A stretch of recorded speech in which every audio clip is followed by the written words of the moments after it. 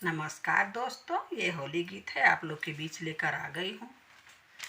भला कबले रही महंगाई पिया, भला कबले रही महंगाई, भला कबले रही महंगाई पिया, भला कबले रही महंगाई, भला कबले रही महंगाई पिया, भला कबले रही महंगाई।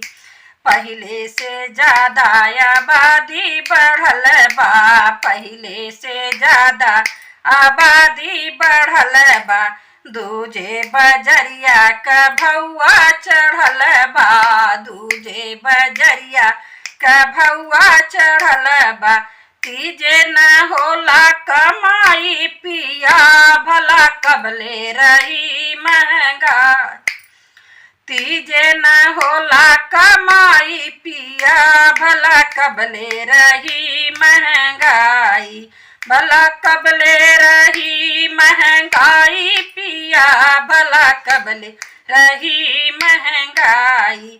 अय्या के लुगरी भइल बा पुरानी, अय्या के लुगरी भइल बा पुरानी, बाबा के कुर्ता में चकती निशानी, बाबा के कुर्ता में चकती निशानी।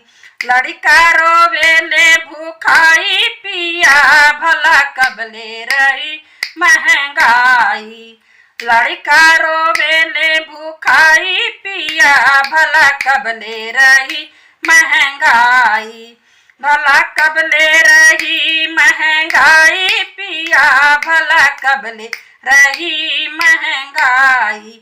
चिंता से हम तू गईली सुखाई, चिंता से हम तू गईली सुखाई, गहना गिठो गयल सब बिकाई, गहना गिठो गयल सब बिकाई, घरों बा गिरवी रखाई पिया, भला कब से रही महंगाई, बा गिरवी रखाई पिया, भला कब से रही महंगाई, भला कबले रही महंगाई पिया, भला कबले रही महंगाई। ताई ताई न ताई का ज्यादा, दई जा दिए बिनी जाई मर्यादा, दई जा दिए बिनी जाई मर्यादा।